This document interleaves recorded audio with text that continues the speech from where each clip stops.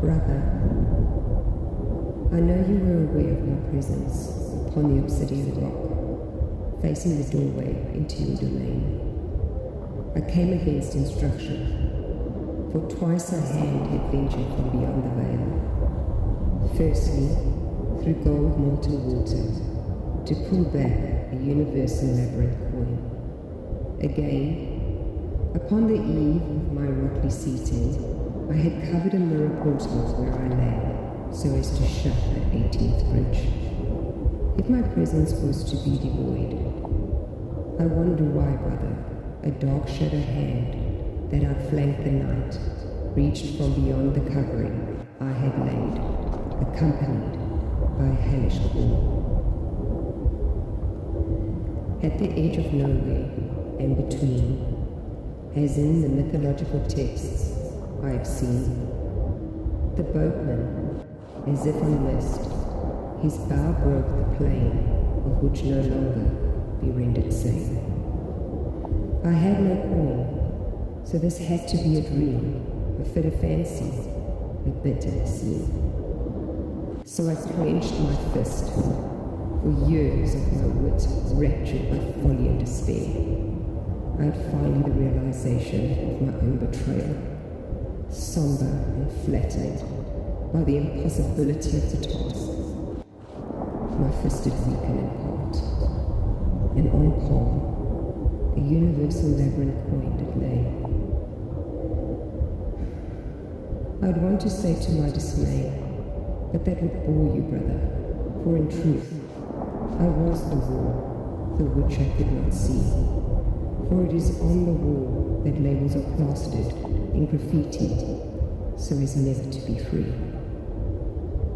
We sailed through misted souls, as if floating upon an uncharted sky, darkened hues of the deepest midnight blacks and blues filed seamlessly away, replaced radiantly by the beamed glows of corona-shaded plains.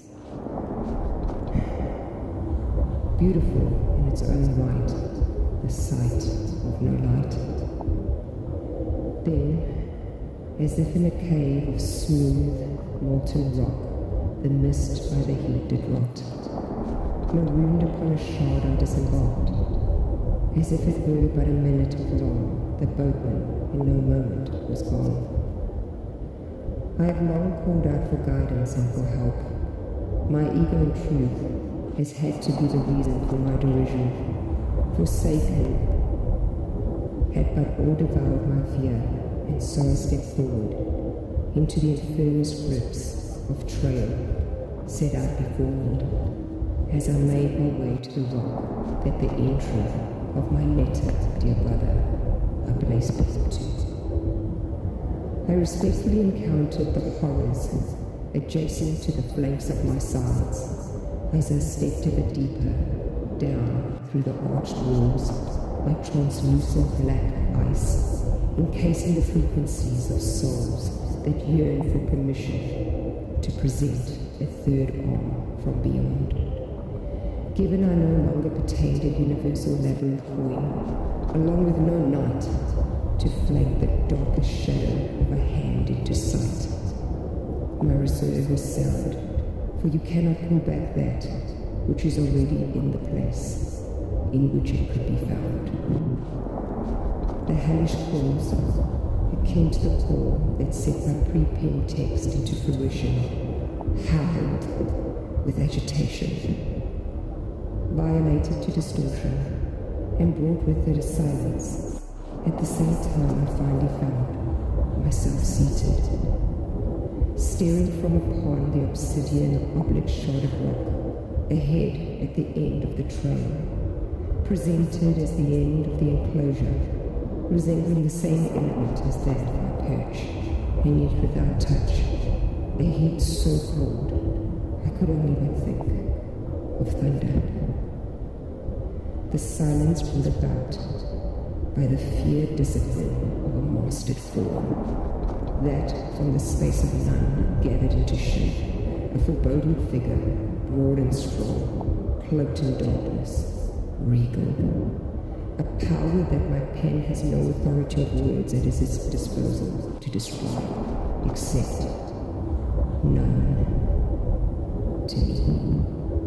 Why, brother, did you send forth from the seven? At our birth we cried together. We two are but a mirrored one. Why then, brother, am I not at your side? Why did you bring on your form only and forbid the entry? When you harbor these souls which are silenced by the known, as I sit alone.